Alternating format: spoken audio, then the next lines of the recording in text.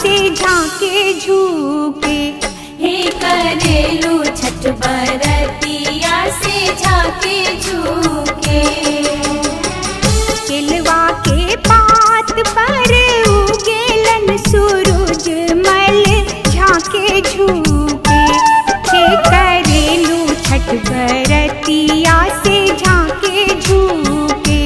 हे करेलू छठ बरतिया से झांके झूके।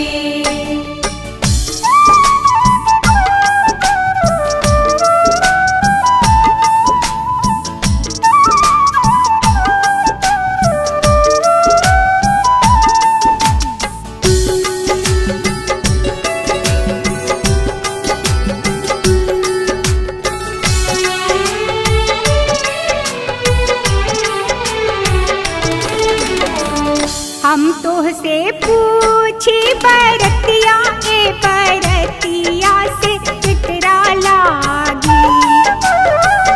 हम तोहसे पूछी बरतिया ए बरतिया से चितरा लागी। हे करेलू छठ बरतिया से चितरा लागी। हे करेलू छठ बरतिया से केकरा लागी।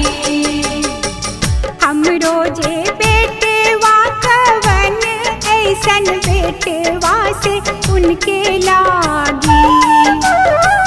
हम रोजे बेटवा कवन ऐसन बेटवा से उनके लागी। हे करेली छठ बरतिया से उनके लागी। हे करेली छठ बरतिया से उनके लागी।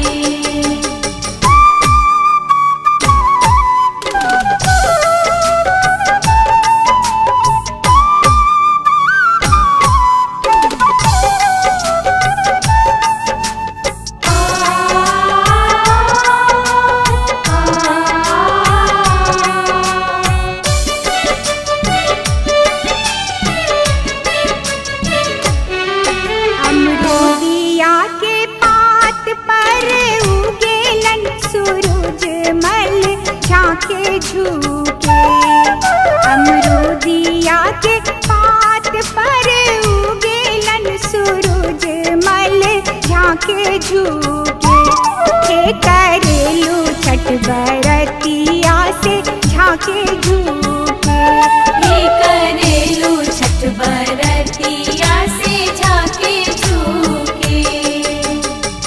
हम तोहसे पूछी बरतिया ए बरतिया से चितरा लागी। हम तोहसे पूछी बरतिया ए बरतिया से चितरा लागी। हे करेलू छठ बरतिया से चितरा लागी। हे करेलू छठ बरतिया से केकरा लागी।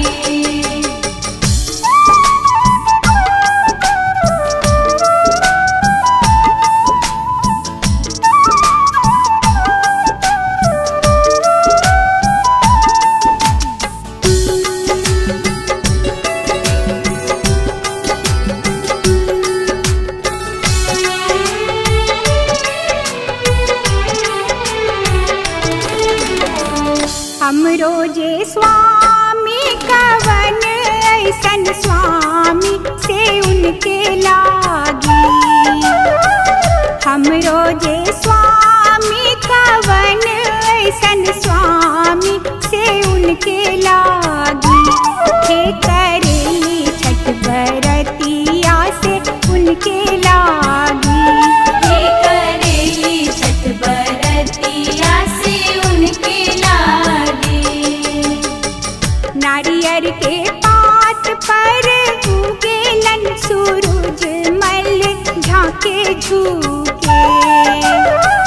नारियर के पात पर उगेलन सूरज मल झांके झूके। हे करेलू छठ बरतिया से झांके झूके। हे करेलू छठ बरतिया से झांके झूके।